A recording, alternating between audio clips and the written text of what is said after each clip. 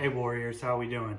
I pretty much am only going to focus on a couple of topics. I want to make sure that I, just talk about them pretty quickly, so that way I don't drag out the video.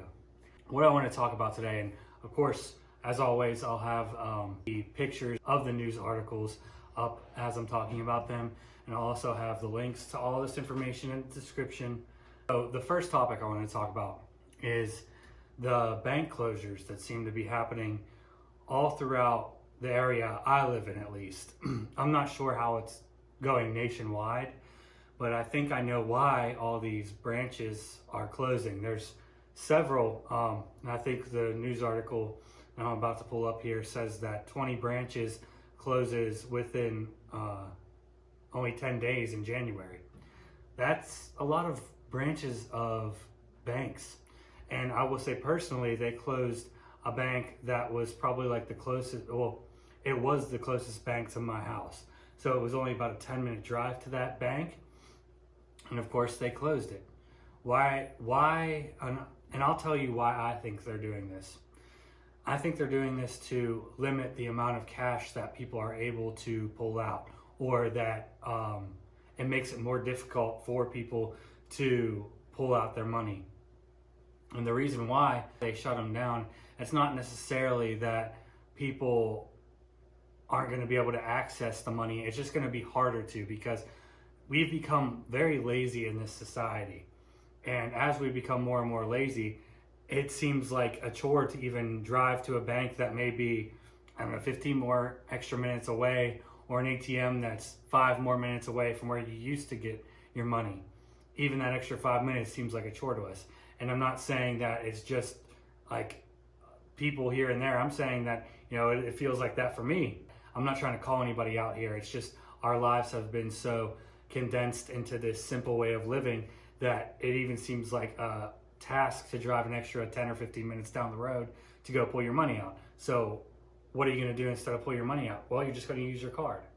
Why not just use your debit card, your credit card, instead of having to go and actually pull out cash and spend it? Plus, cash is harder to carry around. It can beef up your wallet for you gentlemen, and you have to put that wallet in your front or back pocket, whichever more is comfortable, and it just creates a lot of compression down there. And then for women, you have to carry around a purse.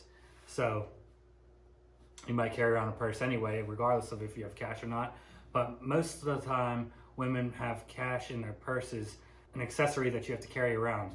It seems like this is part of the pushing us towards the more digital society. Most of us already use our debit cards. I know I use my debit card a lot more than I ever use cash. But here lately, I have been pulling out more cash for obvious reasons. I don't know if there's going to be some kind of glitch or some kind of cyber attack or whatever that's going to shut down banks and you won't be able to access your funds or whatever. So I keep cash on me now more than I used to for that very reason. So it's something to think about. Why are they closing down all these banks? And I want to know if they are closing down banks in other areas around the country.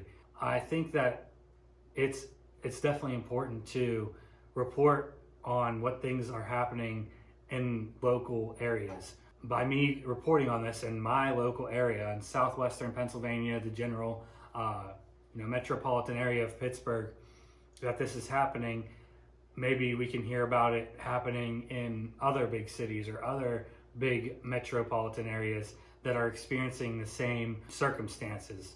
So it's important to share this information with each other. This way we can collect it all together, because I'm probably not going to hear about this stuff happening in Charlotte, North Carolina, or in Jacksonville, Florida, or in Houston, Texas. Like, this isn't something they like to talk about all around the country. They just talk about it.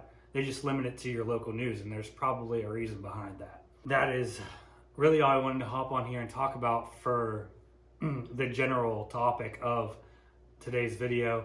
The banks that are shutting down and the banks that are closing, they're closing down these branches more than likely to get us ready for whenever they completely shut down the fiat currency system and bring in their new crypto centralized bank digital currency, where you'll have to have an ID to get onto the internet, to access your funds, to get on an airplane, to go anywhere. This whole new system with the CBDC brings a lot more than just using money. It is going to change our entire way of life. And if you don't believe me, then come back to me whenever it finally gets implemented, whether that be in 2023 or beyond. Either way, it's going to change the way we live. So I think that all of this closing down branches in my area is to limit the ability that people have to get cash out, so they get more used to, so they get even more reliant on digital debit money that's inside of your account as opposed to cash. And the last remaining amount of people that actually use cash, they will stop using cash altogether, because it's just becoming too much of a hassle to go out of your way to go ahead and get the cash and then start using it again. Let me know what you think. Do you think that this is a ploy to get us more prep for the CBDC, or do you just think that, oh, well, it's the way the market is, it's the way that the economy is, we just can't have keep all these banks around because they can't hold all this money, can't deal with the traffic that they're getting, so they're making it harder for people to get their money? Let me know what you think. And the last thing I want to talk about is that there was another shooting in downtown Pittsburgh. Well, it's a busy downtown area that's always packed, making a homicide happening here in broad daylight that much more alarming. I thought it was a building collapsing. Like, it sounded so loud and so close. And then I saw people running, and I guess those were the people that shot them. And it went downhill from there. I saw the police going after them. People in masks running off. It's what Elena Cummings saw as she was standing outside of the VetTech Institute in downtown Pittsburgh. One of those people, Pittsburgh police say, was 18-year-old Eric Cullington, who is now facing criminal homicide charges. Police say Cullington shot and killed 23-year-old Eugene Nance right here along the busy Liberty Avenue at 7th Street in the city's Cultural District neighborhood yesterday afternoon, all happening in broad daylight. Cullington allegedly told police he saw Nance on Liberty Avenue move the fanny pack bag he was wearing from his side to his front. And despite not actually seeing a weapon, Cullington began to fire rounds his way before taking off. But a short time later, Pittsburgh police were able to use surveillance video to track down Cullington, as well as one other possible shooter on the city's North Shore.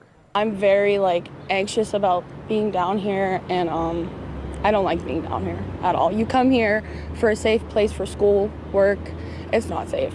And at this point, it's still unclear as to the relationship between the victim and the suspect. From downtown, I'm Tori Yorgi for Pittsburgh's Action News 4. And while police took 2 men into custody after the shooting, right now only Eric Cullington has been charged. So here we are again with another shooting of a person who's hardly even an adult, and another young person dying in an area where shootings never used to happen. I'll tell you, downtown Pittsburgh, when I was growing up, and even when I was a teenager, was one of the safest areas. Sure, of course, you had outlying neighborhoods outside of the downtown area that were dangerous, but never in downtown itself. It never bled into the downtown area itself. Now it's not only bleeding into that area, it's coming full force. There's shootings down there all the time in broad daylight. And that's the thing, it's in broad daylight. It's not under the veil of darkness, it's in broad daylight. These young people are getting very unbiased about what they're doing, how they're operating, and how they're creating these crimes. They don't care if it's in front of a bunch of people. They don't care if it's high noon out and they're exposed to where they're running. They half the time don't even care to mask themselves. So this is what we're dealing with as a country. And like I said, it's important for me to report on these local stories just to hear what's going on, so other people know that this is happening in areas where it doesn't usually happen at. And then we can all kind of get a general idea of where our country really is, because you don't hear about these local shootings or like crazy stories in our general news or ABC News or whatever, nightly news, because it's just, to them, it exposes too much and it's just not worth reporting on. Plus, if they reported on every single thing that happened in each individual city, the news program would run for very long. So I guess I can give them a little bit of credit there, a little bit of leeway on why maybe they don't share all these stories. Please keep a lookout. You know, let everybody know what's going on in your area, because it's important to report on these things. Well, that's going to do it for this video. Thanks for tuning in. I love you all. Please continue to look after each other. Pray for each other. I'll pray for you. Please pray for me and my family. And let's keep fighting this fight moving forward. We're not scared of these demons that are trying to push their agenda, and we're not going to bow down to the satanic so-called elite. With that, have a great rest of your week. And as always, go in peace.